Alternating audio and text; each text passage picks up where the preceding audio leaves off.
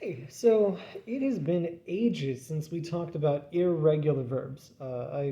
When oh, the bell's ringing on me. Back when I was first doing these, and I just had a level one and a level three, I definitely did a video on all your basic level one irregular verbs. But in Ecce series, they introduce a few more irregular verbs. Not a ton, because Latin just doesn't have that many irregular verbs. There aren't very many. There's like 10-ish. I'm probably missing one. There's probably more than 10, but if there's more than 10, then there's like 11 or 12, as opposed to other languages that have dozens, like literally dozens, many of them. Some languages have more irregularities than regularities, and luckily that's not the case in Latin. And in fact, I bring this up now because this is a verb that Ecce Romani doesn't introduce until book two, but actually a lot of books introduce this in book one because this is really closely related to one of the verbs that we did learn about in book one, which was volo, the verb to wish, right? Volo, vela, volui, which means to wish or to want. And this is just a compound of wish or want. It is magus and volo squished together. They squish together the exact same way that non and volo squish together to make nolo, to not wish. The only reason why Ecce Romani waits to introduce this verb is because this compound doesn't get used as much as the other two. Volo and nolo get used all the time. Malo gets used every once in a while, but it's literally just magus plus volo, to want more or prefer, which gets shortened to mavolo, but then it gets shortened just to malo.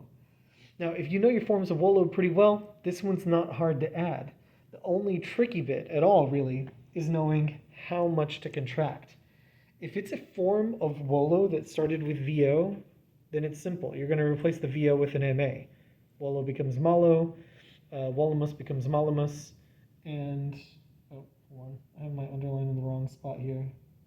My underline should be over here. Volunt becomes malunt.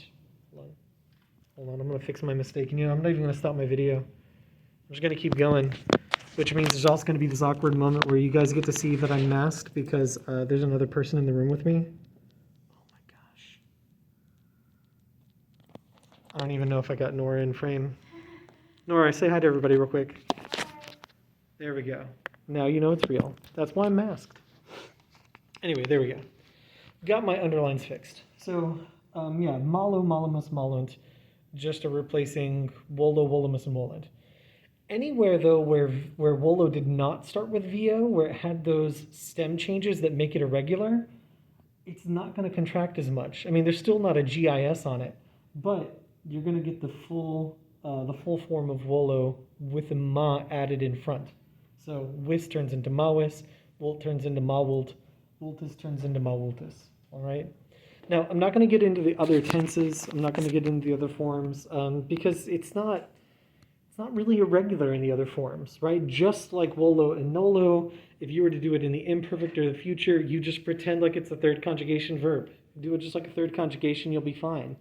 In the perfect, you follow the same rules that any verb follows for the perfect, which is you use your third principal part and apply the appropriate endings. And in terms of subjunctives, if you're a person who needs to know about subjunctives, if you're not, plug the ears.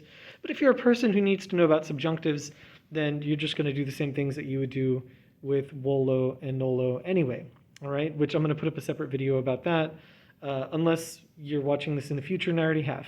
So, cool stuff. Anyway, that's malo, the verb to prefer. If you're looking for it in your textbooks, it's in chapter 46, I think. 46 or 47, one of those. So go look for it there, and I'll talk to you later. Bye.